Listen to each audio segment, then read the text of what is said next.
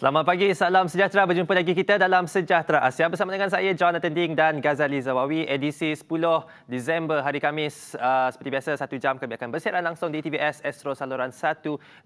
Gas, selamat pagi Gas. Selamat pagi John. Apa khabar hari ini? Alhamdulillah, kabar baik. Selamat pagi kami ucapkan kepada anda di rumah. Kepada adik-adik, Kaki pun boleh. KKL, macam bahasa Indonesia.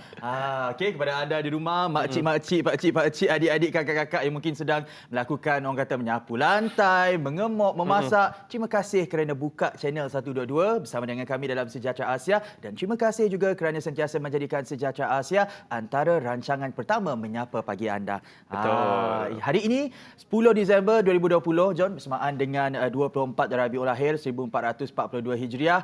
Pastinya banyak sales di sana sini mencabar keimanan. Biasalah hujung tahun. Kan? Satu topik yang sangat sesuai dengan situasi yang berlaku sekarang ini. Jadi terus setia bersama dengan kami dalam Sejahtera Asia pada hari ini. Tapi sebelum itu, kami macam biasa nak bawakan perkembangan COVID-19 secara ringkas di seluruh Malaysia. Baiklah, saya mulakan dulu dengan perkembangan COVID-19 di Malaysia. Semalam, Malaysia mencatatkan 1,068 kes sembuh, menjadikan jumlah kes sembuh 65,124 kes. 959 kes positif baru direkodkan semalam, di mana 953 kes tempatan dan 6 kes import, menjadikan jumlah kumulatif kes positif setakat ini adalah seramai 76,265 kes di Malaysia.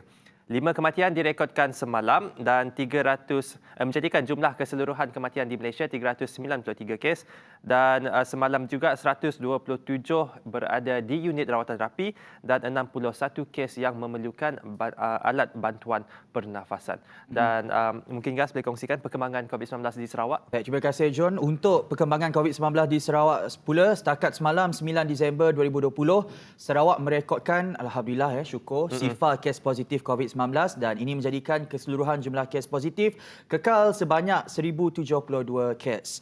Kluster COVID-19 yang masih aktif setakat hari ini untuk makluman penonton ialah kluster Besi, kluster Jalan Abel, kluster Green Hill dan kluster Wisma Sabekas. Baik, itu adalah perkembangan COVID-19 yang secara ringkas kami bawakan kepada anda. Nasihat kami, sama-sama kita teruskan usaha dalam kita meratakan lengkungan pandemik COVID-19 ini. Baik, perincian berita yang seterusnya, John. Baik.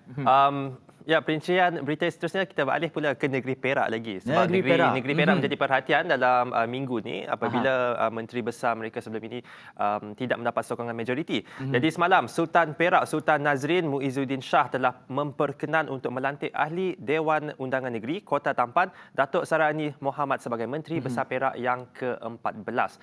Jadi kalau semalam kita kongsikan bahawa belum lagi ada sebarang keputusan, tapi petang semalam telah pun diumumkan oleh Datuk Pengelola Bijaya Diraja, Datuk Abdul Rahim Muhammad Noor, dalam satu kenyataan berkata selepas Sultan Nazrin mempertimbang cadangan serta yakin Sarani memperoleh sebahagian besar Ahli Dewan Undangan Negeri Perak. Yep. Baik, itu di Perak. Di Perak. Kemana lagi kembali lagi di Sarawak. Okey. Rincian berita yang seterusnya, kalender acara pelancongan Sarawak 2021 dilancar. Kementerian Pelancongan, Kesenian dan Kebudayaan melancarkan kalender acara pelancongan Sarawak 2021 yang menggariskan 117 acara dan festival yang bakal diadakan di seluruh negeri untuk menarik kedatangan pelancong ke Sarawak. Kata Menteri Mudanya, Datuk Sebastian Ting, antara acara baru tersebut termasuklah pembukaan Muzium Budaya Borneo yang dijangka pada Mac, juga acara penting seperti Festival Muzik Hutan Hujan Dunia, Festival Muzik Jazz Borneo, Festival Benak, Festival Kebudayaan Borneo, Regata Sarawak dan banyak lagi. Harap-harap dengan semuanya berjalan dengan lebih lancar, lebih-lebih lagi apabila vaksin insya-Allah sudah ada pada tahun hadapan. Dan bercakap mengenai vaksin ini, perincian berita yang seterusnya, John. Datuk Seri Bung Mokhtar tawar diri jadi bahan uji vaksin COVID-19. Hangat cerita di Dewan Rakyat semalam, John. Apabila Ahli Parlimen Kinabatangan Datuk Seri Bung Mokhtar Radi menawarkan diri menjadi orang pertama di Malaysia untuk menerima suntikan vaksin COVID-19 sambil menyifatkan dirinya sebagai Panglima Perang. Beliau bersedia untuk diuji dengan vaksin tersebut. Kata beliau di Dewan Rakyat semalam, John, kalau perlu diuji awal-awal, sayalah orang pertama menawarkan diri. Ujilah, saya tak takut, saya mahu sihat. Kalau John berani tak menjadi orang yang pertama? Saya rasa saya berani. Saya sanggup mengambil risiko dan should be okay lah, sebab kalau mereka dah keluarkan vaksin tersebut, saya pasti dah banyak research dilakukan, banyak test yang dilakukan dan should be safe. Then yes, why not? Asalkan orang kata ianya dapat memberi peluang kepada orang lain untuk menjadi penawar kepada musibah halimunan COVID-19 ini, Betul. apa salahnya? Dan itu di Malaysia, manakala di Washington, John, 6 maut dalam ujian vaksin COVID-19 Pfizer. 6 individu meninggal dunia dalam fasa terakhir ujian klinikal vaksin COVID-19 Pfizer di Washington, Amerika Syarikat. Bagaimanapun, kadar kematian itu tidak membangkitkan isu keselamatan atau keberkesanan vaksin berkenaan, memandangkan ia berlaku ke atas populasi umum pada kadar yang sama. Vaksin berkenaan didapati mempunyai tahap keberkesanan 95% dalam mencegah jangkitan COVID-19. Vaksin di Malaysia sudah kita ceritakan. Ada yang nak tawarkan diri jadi orang yang pertama. Di Amerika Syarikat juga sudah kami bawakan kepada anda. Itulah. Tak sempat nak breakfast. Tengok macam mana. Itulah. Ataupun mungkin semalam gas tengok barang dekat online shopping tak beli. Keep on teringat, tersasul hari ini. Rajin, tak apa, yang penting kita jimat. Dan macam mana nak jimat? Hari ini kita ada tipsnya dalam Sejahtera Asia. Tapi kita nak berhenti rehat dulu. Betul. Kita kembali selepas ini.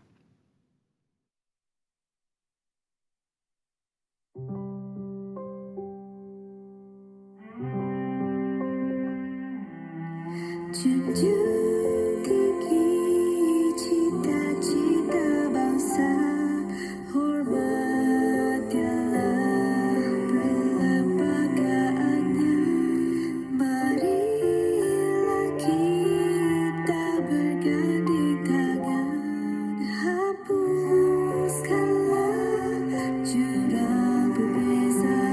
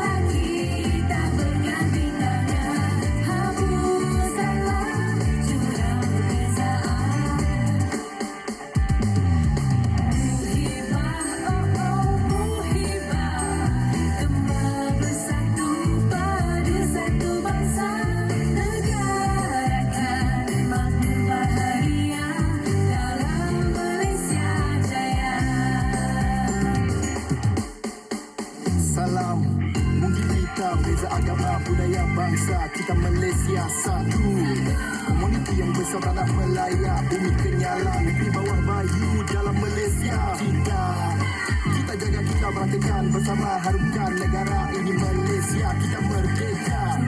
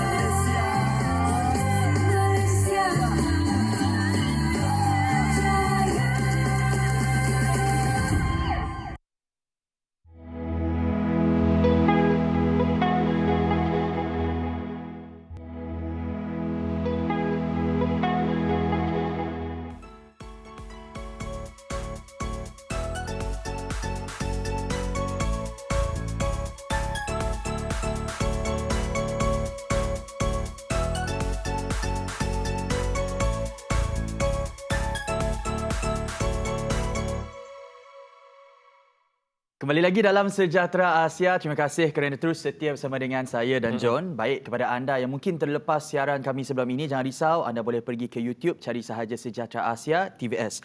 Baik, topik pertama yang akan kita bincangkan di Sejahtera Asia pada hari ini adalah Sarawak menangani rabies, dan topik ini kita angkat dalam Sejahtera Asia pada hari ini apabila kematian baru-baru ini yang melibatkan jangkitan rabies telah dilaporkan di Sarawak, yang mana ianya membabitkan seorang warga emas berusia 58 tahun, dan sedikit orang kata menjadi perhatian dalam kes ini apabila implikasi daripada rabies ini didapati oleh mangsa apabila mangsa digigit oleh anjing liar di hutan semenjak 2 tahun yang lepas, dan beliau disahkan meninggal dunia di Hospital Umum Sarawak pada 25 November yang lalu. Jadi ini perlu untuk kita ambil perhatian, dan tanpa melengahkan masa, kita perkenalkan tetamu yang cocok sekali untuk membicarakan topik ini. Kami perkenalkan kepada anda pakar perubatan kesihatan awam, Dr. Eunice Malisa Anak Joseph.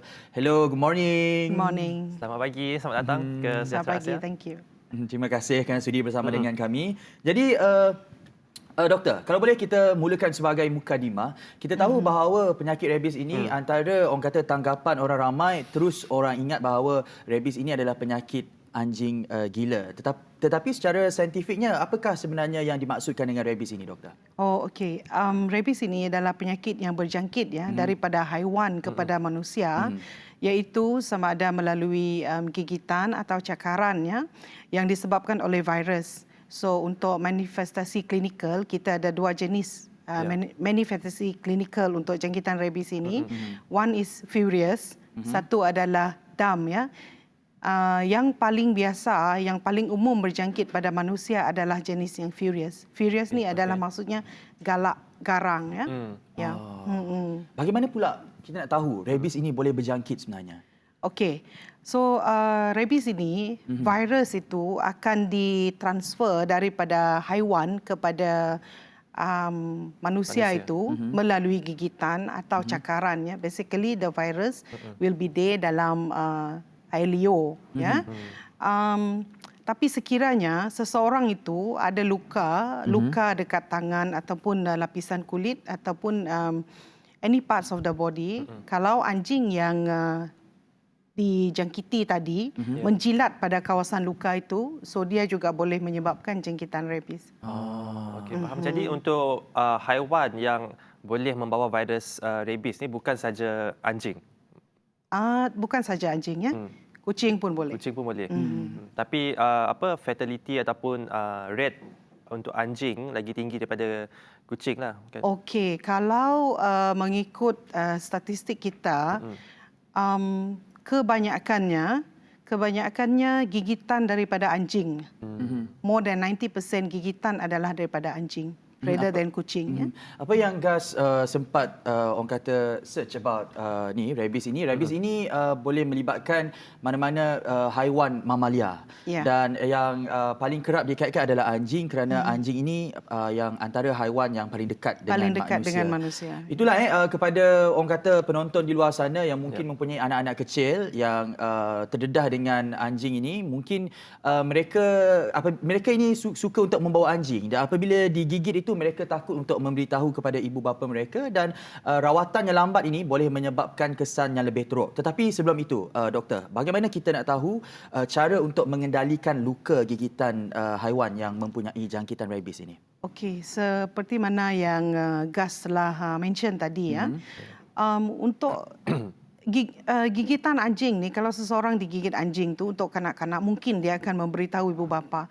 Tetapi cakaran, which is worrying sebenarnya some people take it lightly because cakaran ni is just a scratch So what I would like to advise those yang di luar sana, sekiranya digigit oleh anjing atau kucing ataupun cakaran, segeralah mencuci luka tersebut selama 10 hingga 15 minit sekurang-kurangnya. Not necessarily menggunakan sabun. Kalau sabun tiada, je cuci menggunakan air. And then selepas itu hendaklah segera dibawa ke fasiliti kesihatan terdekat. Itu yang boleh kita lakukan sekiranya kita digigit oleh haiwan yang memiliki jangkitan rabies ini, terutamanya anjing, doktor. Apa pula yang mungkin untuk makluman penonton yang mereka tidak boleh lakukan apabila mereka mengalami pengalaman setelah digigit oleh haiwan yang dijangkiti rabies ini? Ya, apa yang mereka harus elakkan adalah menyapu krim pada luka tersebut, ya. Kan some people they believe in letak tembakau ke Betul. letak whatever serbuk, ya. Antiseptic? So, antiseptic cream, no, you don't need to do that, ya. Just cuci saja and you don't need to tutup the luka. Terus pergi ke klinik. Apa relevannya kalau kita cuci 10 hingga 15 minit itu? Kalau boleh doktor kongsikan. Okey, sebab itu adalah for us to flush as much as possible virus tu tadi pada permukaan luka. Baik, itu perkongsian yang setakat ini baru sahaja untuk segmen yang pertama, tetapi banyak info yang sudah kita dapat melalui topik Sarawak menangani rabies ini. Tetapi selepas ini lebih teknikal, lebih terperinci, kita akan tahu bagaimana virus rabies ini menyerang tubuh manusia. Adakah manusia juga boleh menunjukkan simptom seperti bertindak agresif, ganas dan sebagainya? Selepas ini hanya dalam Sejahtera Asia. Jumpa selepas ini.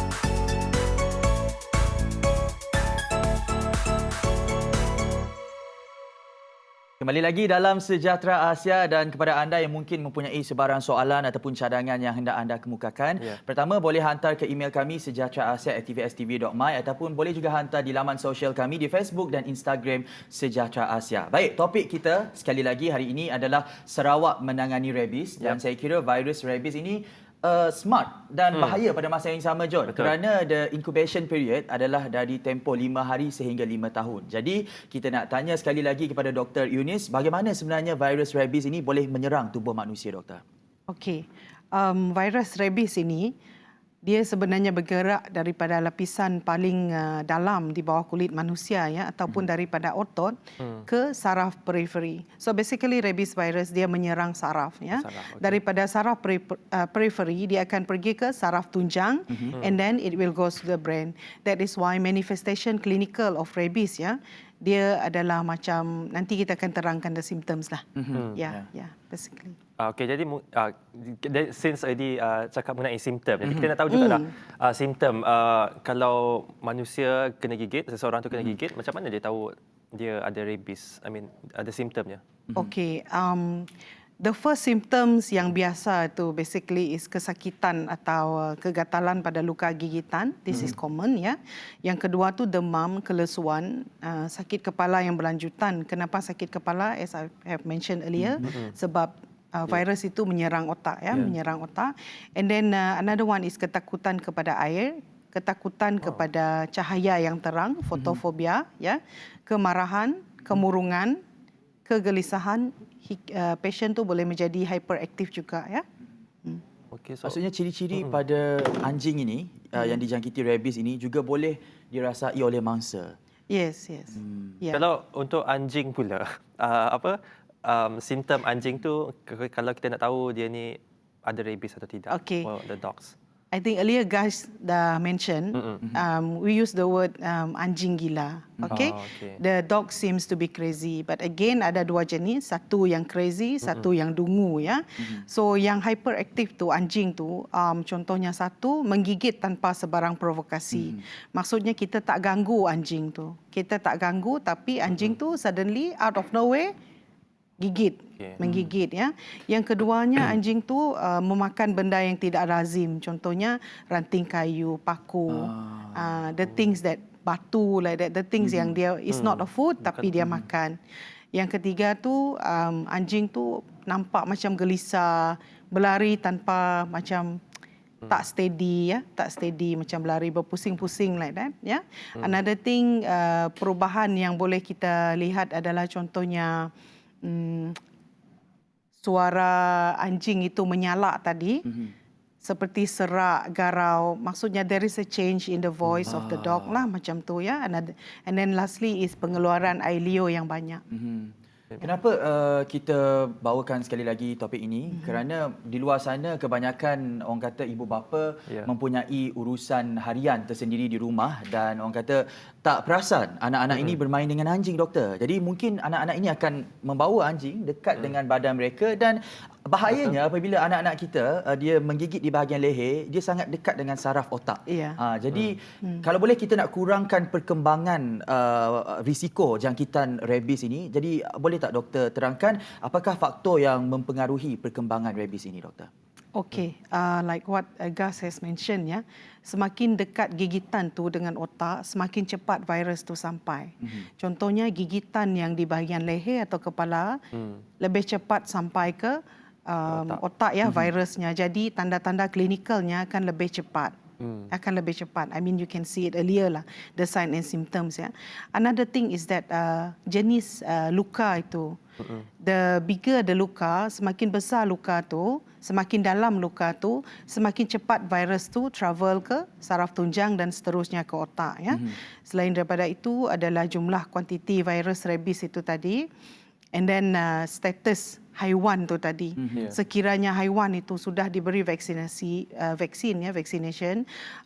supposedly the risk is very low lah. Ya, macam tu ya. Berapa lama agak-agaknya jangka masa yang diperlukan bagi anjing dan kucing untuk menjadi rabies dan berapa lama pula untuk tempoh haiwan rabies ini boleh bertahan hidup? I see. Untuk this one ya, tempoh pengeraman, incubation period dia boleh jadi dari beberapa hari hingga beberapa bulan. Walau bagaimanapun untuk haiwan tersebut sakit hingga mati adalah 1 to 14 days. That is why bila kita menasihati pesakit untuk monitor ya, untuk memantau keadaan haiwan yang menggigit dia tadi, kita selalu memberitahu mereka yang mereka kena pantau dalam masa 14 hari. Ya. Banyak yang kita kongsikan setakat ini, tetapi kalau boleh kita nak fikir di luar sedikit, doktor. Dari mana asalnya sebenarnya penyakit rabies ini? Kalau contohlah, kalau kita lihat virus COVID-19 ini asalnya kemungkinan daripada Wuhan, China. Jadi kalau rabies ini pula, macam mana ianya boleh ada kalau kita boleh ingkap masa sebelum ini? Sejarah penyakit rabies ini ya. Actually penyakit rabies ini adalah penyakit zaman dahulu. Dia ada, memang ada ya. But then dia tak menyebabkan selalunya tak menyebabkan outbreak sehingga melibatkan manusia ya. So selalunya di kalangan haiwan lah. So kalau dah menyebabkan outbreak di kalangan manusia macam sekarang ni, it is very serious. Dan manusia itu adalah end host untuk virus rabies ini. Jadi kita pastinya nak tahu adakah sebenarnya rabies ini akan selalu menyebabkan kematian? Yes. Ya. Kalau mengikut literature 99% ya mereka yang yang dijangkiti rabies ini akan meninggal dunia ya. Tapi virus ini juga adalah 100% preventable. Dengan adanya vaksin dengan anjing, terutamanya anjing peliharaan, dan difahamkan juga vaksin ini perlu dilakukan setiap tahun. Ya, this one is untuk haiwan ya, untuk haiwan. Vaksin untuk haiwan, rabies vaksin untuk haiwan boleh diambil setiap tahun. Not to say boleh diambil, mesti diambil setiap tahun. Mesti diambil setiap tahun. Ya.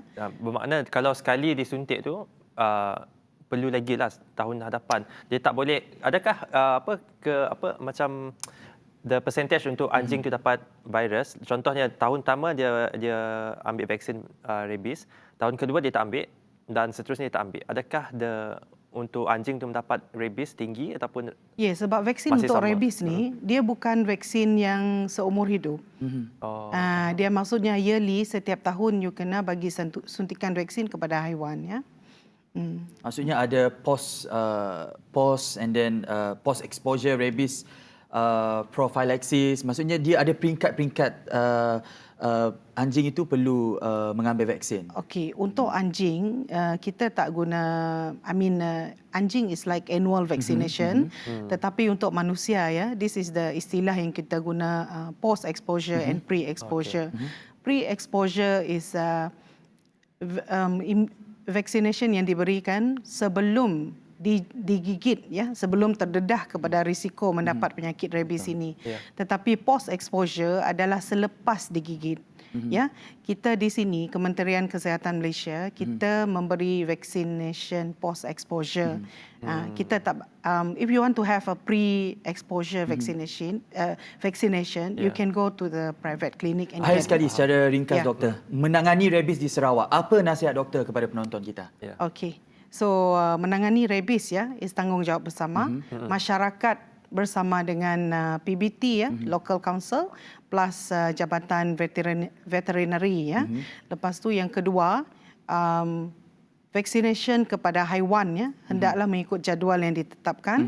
Dan yang terakhir, jika digigit atau dicakar oleh haiwan, hendaklah mengamalkan cara mencuci luka dengan betul dan mendapatkan rawatan di klinik atau hospital berdekatan. Baik, cuci luka dengan betul, 15 minit tempohnya, dan sekiranya lebih teruk, terus segera dihantar ke fasiliti kesihatan yang terdekat. Terima kasih Dr. Yunis kerana bersama dengan kami dalam Sejahtera Asia pada hari ini. Perkongsian yang sangat informatif daripada doktor. Selepas ini, tips untuk menguruskan kewangan. Maklumlah sekarang banyak sale kan? Jadi selepas ini kita berjumpa lagi dengan anda hanya dalam Sejahtera Asia. Kita berehat sekejap. Kita orang still continue with online learning. Cabaran yang agak tinggi. Perasaan sedih tu ada tau masa tu. Imajinasi dan idea tu pun boleh tercetus. And whether we like it or not, we must embrace that. Jangan lupa saksikan Sejahtera Asia bersama dengan saya, Ghazali Zawawi. saya Jonathan Ding. Dan saya Jessica John dari Isnin hingga Khamis. Pukul 7.30 pagi sampai pukul 8.30 pagi bersiaran langsung di TVS Astro saluran 122. Sejahtera Asia, Daripada inspirasi, kami cetuskan inovasi.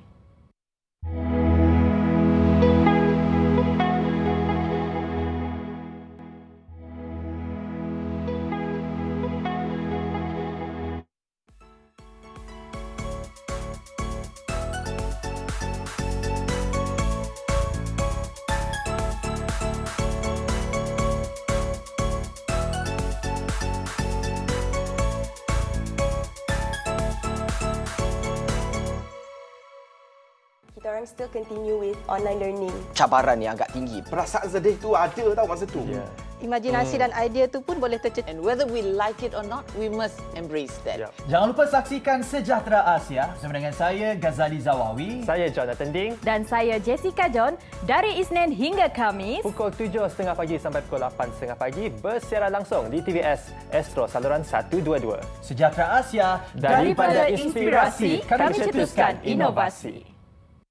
Kembali lagi bersama dengan kami dalam Sejahtera Asia. Saya John dan juga Gaz. Terima kasih kepada anda yang masih lagi setia bersama dengan kami. Dan jangan lupa kepada anda yang nak mengikuti kita di media sosial, boleh ikuti kita di Facebook dan juga Instagram Sejahtera Asia. Baik, jika tadi kita berkongsi mengenai Sarawak menangani rabies. Ya, betul. Dan pada selepas ini, kita akan bercakap mengenai tips ataupun cara pengurusan wang. Tahu tak sekarang hujung tahun, orang nak beli tu, beli ni, sale kat sana, sale kat Tak sini. lama lagi ni, 12. Kan. Gas pun kuat shopping juga. Itulah Dan John, kalau boleh kita lihat tinjauan oleh bahagian pembangunan franchise dan jualan langsung Kementerian Perdagangan Dalam Negeri dan Hal Ehwal Pengguna. Setakat April yang lalu, peningkatan luar biasa aktiviti jual beli dalam talian sebanyak 28.9%. Makanya hari ini untuk kita berbicara mengenai tips menguruskan kewangan, kita bersama dengan seorang yang arif untuk mengupas mengenai topik ini. Kita bersama dengan SSPN Sarawak Official Consultant. Kami perkenalkan kepada anda Encik Wan Alif bin Wan Kasim. Assalamualaikum Encik Wan Alif. Waalaikumsalam. Apa khabar Gas? Apa khabar John? Sihat? Sihat hari ini Yalah, kita kena kacak. dan kena segak. Alhamdulillah. Hari Khamis, hari batik, baju Ya, batik. hari batik. Mungkin boleh kita pakai baju batik next time, John. Oh kan, good idea. Good Boleh, idea. boleh. Okey, tips menguruskan kewangan. Kalau kita lihat wang ataupun kewangan itu, John, ia adalah hasil titik peluh kita dan ianya sebenarnya boleh dibelanjakan untuk self reward dan sebagainya. Tapi ada yang berpendapat jangan menyimpan sekiranya kita punya lebihan wang. Namun kita kena simpan dahulu sebelum kita membuat sebarang perbelanjaan. Encik Wan Alif, Ya. sebagai mukadibah, kenapa atau apa tujuannya kita perlu untuk buat simpanan? Okay, pertama kali terima kasih kepada Sejahtera Asia, TVS dan Alhamdulillah hari itu kami menjadi tetamu istimewa terpanggil untuk menjadi tetamu istimewa. Nak berkongsi tentang bagaimana tip menyimpan, ya. Macam ni nak jadi seorang yang cakna dalam pengurusan keuangan. Jadi Alhamdulillah, seperti Gas tanya tadi, kita macam ni dan apa sebenarnya menyimpan tujuan kita sebenarnya menyimpan tu. Dan tujuan menyimpan tuan-tuan dan puan-puan, para penonton yang nangga Sejahtera Asia pada pagi tu. Dia dah mula dah. Tujuan kita adalah untuk diri kita sendiri. Betul. Sedarlah kita tu nak nyimpan untuk orang lain ataupun untuk siapa-siapa sajalah. Pertama sekali tujuan kita menyimpan adalah untuk diri kita sendiri. Dan di mana tujuan kita menyimpan adalah dalam bentuk pelbagai jenis saluran. Platform kita ada juga. Sama ada simpanan berkala, simpanan secara wajib kata orang, simpanan secara konsisten. Jadi kena perlu ada sebab seseorang selagi bergelar manusia, selagi bergelar insan tu, kita ada matlamat kita masing-masing. Kita ada tujuan, kehendak kita masing-masing. Kita mau tok, kita mau tok, kita mau tok. Sebab ialah kita perlu menyimpan. Betul. Yang paling penting dalam menyimpan adalah dana kecemasan. Kita si tahu malapetaka yang berlaku lepas tu. Malang tidak berbau kan? Ya, malang si berbau, yang berbau makanan. Ya, kita si tahu. Sebab ya tujuan kita menyimpan adalah untuk diri kita sendiri, Gas. Untuk Gas sendiri, untuk John sendiri. Mun kita si menyimpan, kita si tahu apa yang terjadi kita selepas ya. Walaupun serendah RM1 dan statistik tahun lepas 75% yang si menyimpan walaupun minimum RM1,000. Itu ya, betul. Sangat-sangat membimbangkanlah. Dan kalau bercakap mengenai simpanan yang mungkin kebanyakan orang tak punya RM1,000 pun dalam simpanan mereka, juga ada satu kaji selidik Encik Wan Alif, iaitu kaji selidik keupayaan dan rangkuman kewangan dari sudut permintaan 2018 oleh Bank Negara Malaysia. 1 daripada 5 orang dewasa di negara ini yang bekerja dan tak membuat simpanan dalam tempoh 6 bulan sebelumnya. Jadi Encik Wan Alif, apakah sebenarnya untuk pengetahuan penonton Sejahtera Asia hari ini, teknik menyimpan yang sesuai dengan kemampuan dan keselesaan situasi kewangan seseorang tu? Okey, terima kasih Gas. Sama-sama sekali lagi. So Alhamdulillah, teknik-teknik banyak sebenarnya. Mau kata orang Sarawak. Betul sih. Ia adalah terpulang kepada isi hati kita pun. Mun kita nak nyimpan. Mun kita nyimpan. Tetapi mun kita nyimpan, manfaat dan faedahnya terlalu banyak. Betul. So teknik yang pertama nak saya kongsikan situ, kita simpan dahulu sebelum berbelanja. Betul yang Gas cakap tadi. Jangan kita belanja dulu baru nak nyimpan. Pun macam yang lambat cerita. Tinggal 2-3 kerat di dalam bank. Kasih macam tu aja. Ujung bulan lah. Ujung bulan. Ya, kita mau simpan dulu baru kita belanja. Adalah salah satu teknik yang paling berkesan. Sebab kita tu mula semua nak kita mau. Semua yang kita nak. Saya tu kelakar Sarawak Malaysia campur-campur. Sebab penonton pun tahu kita mau tu Sarawak sedikit lah. Okey, so bila kita dah nyimpan untuk diri kita, yang pertama tadi seperti yang kami padah, simpan dulu sebelum berbelanja. Ia sangat penting. Dan yang keduanya, kita ambil keperluan kita daripada kemahuan kita. Jangan kita dolokkan kemahuan. Sebab bila kita dolokkan kemahuan, memang kita akan ketinggalan untuk keperluan kita.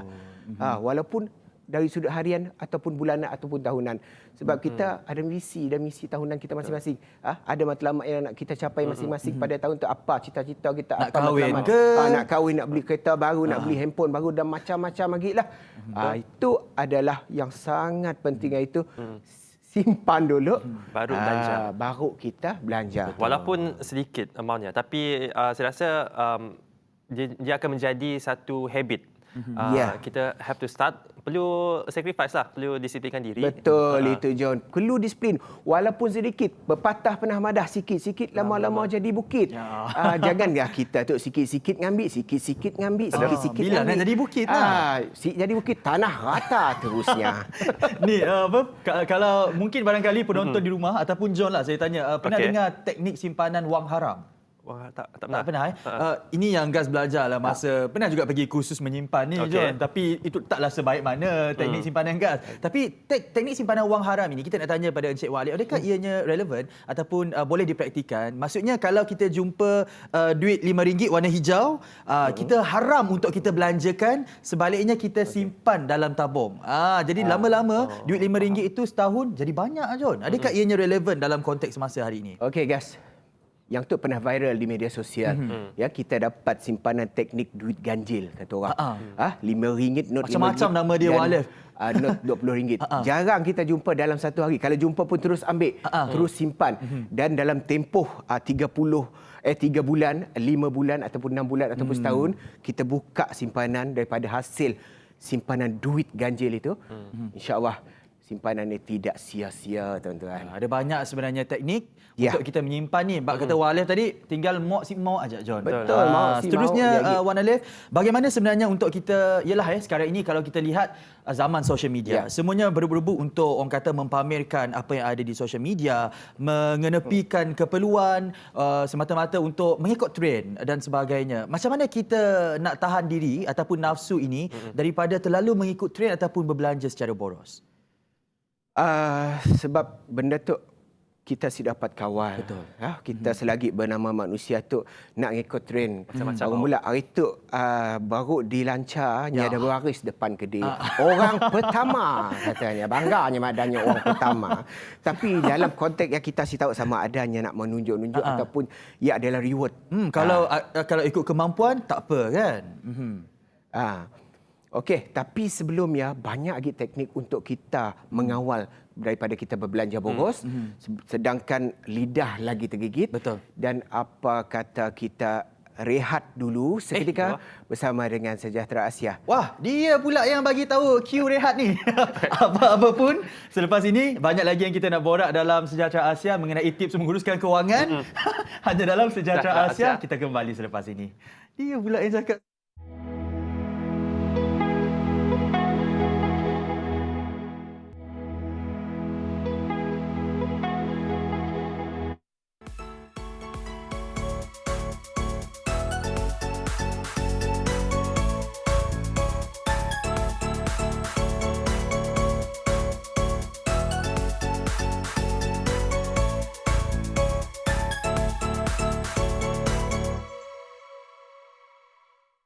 Okey, kembali bersama saya Wan Alif untuk Sejahtera Asia, bersama saya Ghazali Zawawi dan juga Jonathan D. Kami lagi jadi host hari itu. Boleh jadi. Okey, berbalik kepada nafsu berbelanja tadi. Nafsu kita berbelanja. Macam Gas sendiri, macam ni nafsu belanja Gas. Adakah ada pengurusan ataupun main banting je lah. Oh, jadi tetamu hari ni kan? Kalau Gas untuk mengawal nafsu belanja tu, Gas selalu ingat keperluan lah. Keperluan. Bila kita ingat, benda ni perlu ke tak? Kalau dalam hati kita cakap tak perlu, tak beli. Kalau murah? Kalau murah, apa salahnya? Dan John sendiri macam ni? Okey, saya secara jujur, saya ada masalah, saya boros sikit. Boros sikit? Ada boros sikit, tapi saya akan macam selesaikan tanggungjawab, macam bil-bil, bayar bil telefon, bil kereta, apa semua. Utility lah. Utility, beri mak bapak sikit. And then last, kemudian ada lebih, apa salahnya? Betul. Tapi simpanan pun ada juga tak? Betul. Kalau bagi Wan Alif sendiri, bagaimana sebenarnya kita ni boleh elakkan sifat boros ni? Okey, nak elakkan sifat boros senang je. Susah. Debit card daripada gaji kita orang ya. Okey. Beri dengan saya, kelak saya nyimpannya. Bahaya Asiknya ya. boros sikit. Okey, nak elak daripada boros tu, ya saya madah tadi terpulang pada kita. Mun kita tek nang kata orang tek nang malas swab sana swab sini, dan paling penting mun kita nak ngelak untuk berbelanja secara boros tu, mun dapat jangan layan email promosi. Buka email, ya Rabi katanya 30-50%. Ya, hujung tahun tu. Pulang tidur melungat telefon, ya sale 12.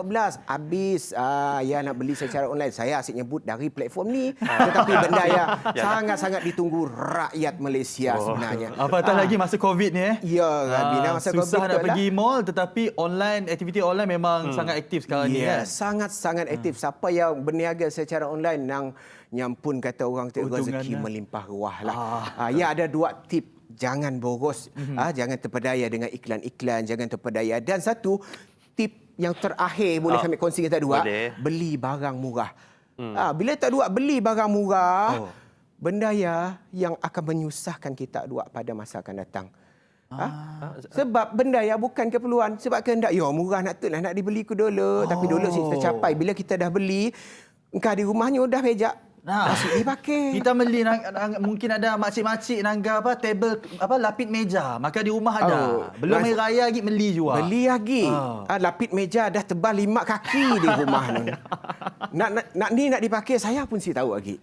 Kali hari-hari hari raya. Ayalah kali, benar. Okey, Wan Alif, mungkin kita nak mulakan untuk golongan muda lah. Mungkin mereka beranggapan John, golongan muda ini mereka tak ada komitmen seperti loan dan sebagainya. Jadi mereka tak nak menyimpan. Mungkin apa sebenarnya alternatif menyimpan untuk golongan muda ni, Wan Alif? Okey, nak menyimpan dari golongan muda tu, kita banyak tips sebenarnya lah. Dan benda tu memang dari dulu pun agak dipandang remeh. Menyimpan bila kita dah besar, bila kita dah bujang, kata orang tidak. Saya dah aku nak nyimpan aku tu. Bukannya ada komitmen besar-besar. Tetapi benda yang sangat-sangat meleset. Sebab apa? 40 dah umur baru nyesal. Ya lah dulu saya dah nak nyimpan, saya dah nyimpan. Baru tahu nak berkarih sana, berkarih sini, berjual sana, berjual sini. Adakah kita nunggu dah terguling baru kita nak nak kata orang nak nyediakan landasannya. Sediakanlah landasan. Sesal dahulu pendapatan kan. Sesal kemudian saya dah gunanya. Ya, sebab kita susun bata tu untuk kita berjalan. Contoh perumpamaan atau gambaran yang boleh kami kongsikan. Macam kita mendaki bukit, kita panjat gunung. Tuan-tuan dan puan-puan, kita panjat gunung. Kita bawa satu bakul telur. Dan sampai ke puncak kita jatuh tergoleng-goleng. Berapakah telur yang boleh kita selamat? Apa? Berapa ringgit? Adakah kesemua dalam bakul yang selamat? Satu je jatuh tak? Tak. Kita yang terjatuh. Kita terjatuh. Bersama bakul dan telur. Adakah telur itu selamat? Mungkin. Saya rasa tak mungkin. Sebab gunung. Jatuh dia pegang. Sebab kita mendaki gunung. Kita mendaki tangga. Gunung. Istilah gunung bukit berbeza ikut ketinggian dia masing-masing kan. Dan sekiranya kita bawa telur dengan banyak bakul dan bila kita jatuh sekalipun, sekurang-kurangnya ada bakul yang terselamat. Jangan nanti kita dah tua baru kita menyimpan. Banyak platform untuk menyimpan. Dari sudut macam yang John nak ingin padah tadi lah. Saya perjelaskan lagi lah. Kata orang, cuba jelas laginya. Ini perumpamaan Encik Wan Alif tadi. Maksudnya, kalau kita nak simpan ni John, kita boleh cuba untuk simpan di macam-macam platform. Kalau mana yang satu itu, orang kata kita dah terpakai, kita masih lagi ada platform-platform lain, dan itu boleh mengelakkan kita daripada mengalami masalah kewangan. Encik Wan Alif, orang kata kalau bajet ataupun perancangan kewangan ni, sepatutnya ianya lebih memudahkan. Janganlah orang kata, kita dah tolak siap-siap untuk kewangan, lepas tu tak ada lebihan, susah hati. Bagaimana sebenarnya orang kata peratusan? Berapa sebenarnya yang perlu kita tolak daripada gaji bulanan kita? Peratusan. Jadi Piramli. Peratusan. Bertukar-tukar watak hari ni. Sekejap di host, sekejap di Piramli. Lepas ni jadi? Tuan-tuan. Ustaz lah. Peratusan untuk abang kata orang bernafas kita untuk nyimpan sekurang-kurangnya 20% daripada gaji kita. Mun dapat banyak lagi bagus. Mun si dapat 20%, kita amalkan formula 50, 30 dan 20. Apa yang kami pada 50, apa 30, apa 20. Okey? 50 ya adalah kita pun kemahuan dan juga kehendak kita, keperluan harian kita. Seperti kita nak bayar utility, sewa rumah, bayar kereta dan sebagainya. Dan 30% pula adalah dari belanja kita yang tidak tentu. Kita tanggas sel kita belanja. Sebab sel tu bila-bila masa. Kita kasih tahu. Beli online-nya tiba-tiba teringin nak beli, nak pakai garuk belakang kata orang. Secara online dia yang murah RM3.30. Beli juga makan ada di rumah nak. Bersangkut di dinding RM10. Ya, saya kan. Dan yang ketiga dana kecemasan iaitu 20%. Dana kecemasan tu dari sudut simpanan pelaburan, insurans kita, takaful kita, macam yang saya selalu cakap dengan sidak customer saya tu, iaitu dari sudut simpanan SSPN lah, skim simpanan pendidikan nasional tu nya ada simpan dan juga melindungi. Sebenarnya tu nya apa kata orang kita simpan dan juga kita melindungi. Dalam masa yang sama kita ada dana kecemasan dan kita pun ada pelindungan yang melindungi kita. Okay, saya nak tanya pandangan Wan Alif, menggunakan pinjaman loan untuk melakukan simpanan ataupun pelaburan. Apa pandangan? Okey, pinjaman loan untuk pelaburan ataupun simpanan boleh. Ia kita gelar sebagai teknik paksa rela.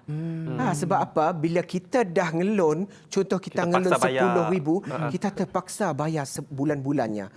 Dengan syarat kita mesti urus pembayaran bulan-bulan yang konsisten. Jangan yang skip-skip. Dan mun dapat kita ambil tempoh yang singkat, contoh 5 tahun. InsyaAllah, apa yang kita pola beri pulang yang terbaik untuk kita. Tempoh yang singkat lah. Itu dia punya hanya singkat lah, dia panjang gila. Tapi ialah apa-apa pun disiplin kita perlu ada. Janganlah bila dah loan RM10,000 bayar juga. Tapi tarikh juga, bayar tarikh. Faham. Si tahu sebenarnya tarikh tali lah. Menjadi rata budget lah. Pusing-pusing ke si ajak lah.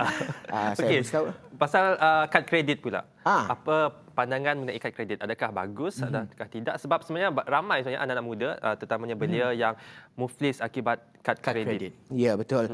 Banyak dan statistik menunjukkan penggunaan kad kredit dalam usia yang muda nyata layak dapat kad kredit dengan penggunaan yang tidak ada pengurusan yang akhirnya memakan diri sendiri. Jadi bagi saya kalau kad kredit sekiranya betul-betul perlu, betul-betul mau, boleh ambil. Tapi mun sekiranya si mampu, tengoklah ukur baju di badan sendiri. Mampu si kita nak buat komitmen bulanannya, bayaran bulanannya. Mun si mampu, please jangan ambil. Sebab dia pelaburan dan juga simpanan nak ni lebih penting. Saya madah simpanan yang lebih penting. Sebab makin besar pelaburan, makin besar risiko kita orang. Macam yang juga lah kita orang ambil kad kredit. Bagus makai simpanan ataupun debit card kita. Jadi masa COVID-19 inilah, kalau boleh sekali lagi Cik Wali perincikan antara pelaburan dan simpanan, yang mana dahulu kita kena buat sebenarnya? Okey, untuk pelaburan dan simpanan yang kita dahulukan, kita kena utamakan. Kerana dari simpanan, contoh simpanan kita target nak simpan 3 tahun. Bila kita simpan 3 tahun, kita ada simpanan contoh RM10,000 dalam 10 tahun. Di situ kita dah ada pertama, kita dah ada jumlah yang kita target. Yang kedua, tempoh. Tempoh yang tadi macam yang saya padah tadi 1 hingga 3 tahun. Okey, tempoh. Yang kedua tempoh 3 tahun. Nak dapatkan RM30,000. Okey, cukup 3 tahun. Yang ketiga, apa gunanya duit etek dalam tempoh dalam jumlah RM30,000 yang dah disimpan dalam tempoh 3 tahun tadi? Kita nak mula apa? Yang ketiga, apa tujuannya? Tujuannya mungkin kita orang boleh pergi ke pelaburan. Mungkin lebih kepada simpanan yang memberi pulangan balik lah kata orang. Yang paling pentingnya sah di sisi undang-undang lah. Jangan terlibat dengan benda-benda yang skamer kan, dan sebab skim cepat kaya yang pastinya menjerat kita ampun kelak. Itulah orang kata masa sekarang ini pun antara yang terkenal terms adalah kaya sementara. Maksudnya sekarang ini kan kita ada moratorium, lepas tu ada moratorium bersasar. Maksudnya mereka ini mempunyai lebihan wang dan mereka merasakan diri mereka berkemampuan untuk beli macam-macam. Tapi sebenarnya untuk masa COVID-19 ini, Wan Alif, kalau boleh Encik Wan Alif perincikan apa sebenarnya yang elok untuk kita lakukan terhadap lebihan wang hasil daripada moratorium ini? Okey. Melalui pembintangan bajet, melalui bukan orang undang-undang, melalui apa nama kata orang tu, pengumuman kewangan kita tu. Dalam tempoh COVID-19 tu macam-macam bantuan. Betul. Macam-macam bantuan dari segi monetorium, dari segi bantuan one off daripada kerajaan. So ambil peluang ya untuk kita simpan. Walaupunnya sedikit, simpan. Jangan ambil peluang ya. Dia duit tak banyak. 6 bulan boleh keluar, setahun boleh keluar. Beli aja. Ya masalahnya. Dan yang keduanya, kalau kita ada anak-anak, keluarga kita, pesan ajar setidaknya yang kini tu kita dalam COVID-19. So memang kita perlu berjimat cermat. Betul. Kita perlu kata orang didik sidak tu lebih kita biarlah mau dapat Swiss TV tutup, jimatkan karan, mau dapat berbelanja, sibuk nak pelik-pelik, kita pun boleh pergi mall, didik sidaknya. Dan di sia mungkin dalam tempoh COVID-19 tu yang melanda dunia kini itu pun kita dapat berjimat-jimat dan ada simpanan lah. Si kita berharap ajak nak minta bantuan. Sebab bantuan tu bila-bila masanya akan ada lagi ataupun the off. Perkara yang simple macam itulah tutup Swiss Electric kalau tak dipakai. Benda itulah sebenarnya yang akan memberi kelebihan kepada kita dan boleh dijadikan sebagai salah satu pengurusan kewangan yang bijak. Secara ringkas, Wan Alif, bagaimana sebenarnya secara congak kalau kita ada gaji RM2,000, mungkin bagaimana peraturannya untuk kita menyimpan ataupun berapa lebihan untuk kita berbelanja? RM2,000. RM2,000 secara ringkasnya lah. Bila ditolak seperti rumusan ni ataupun formula yang saya padah tadi, 50, 30 dengan 20 ya. Dari 50 ya, daripada sewa rumah, kita orang pun kereta, motor dan sebagainya, dan 20 ya, daripada kita orang pun savings. Perbelanjaan. Perbelanjaan mungkin kita nak beli barang dapur dan sebagainya ataupun kehendak nak beli baju baru, dan 20 ya adalah simpanan. Seperti yang saya padah tadi. Dari 2,000 insya-Allah cukup. Nunggu 5,000 buat kita nyimpan. 2,000 pun boleh dah nyimpan. Daripada 2,000 itu kalau 20% seperti yang Encik Wan Alif katakan, maksudnya kita kena simpan sekurang-kurangnya RM400. RM400 cukup. Terima kasih Encik Wan Alif. Ya, terima kasih. Kerana sudi bersama dengan kami dalam Sejahtera Asia. Dan sebelum Gas dan John, tidak miskin seseorang manusia itu sekiranya dia terus menyimpan dan terus bersedekah. Pegangan yang perlu kita pegang. Tak miskin kalau kita terus menyimpan, dan orang kata yang sikit itu cukup dan boleh untuk dikongsi bersama-sama. Ya, betul. Terima kasih sekali lagi kami ucapkan kepada Wan Alif dan kepada anda di luar sana. Diharapkan agar perkongsian pada hari ini boleh menjadi eye-opener kepada kita semua untuk sentiasa lebih cakna dan lebih berjimat cermat dalam menguruskan kewangan kita. Baik, jadi sampai di sini saja siaran Sejahtera Asia untuk minggu ini, dan kita jumpa lagi hari Isnin minggu hadapan bersama dengan Ghazali dan juga Jessica Jess. John. Saya cuti lagi. Dan kita jumpa lagi minggu hadapan hanya dalam Sejahtera Asia. Daripada inspirasi, kami cetuskan inovasi. Jumpa minggu hadapan. Terima kasih.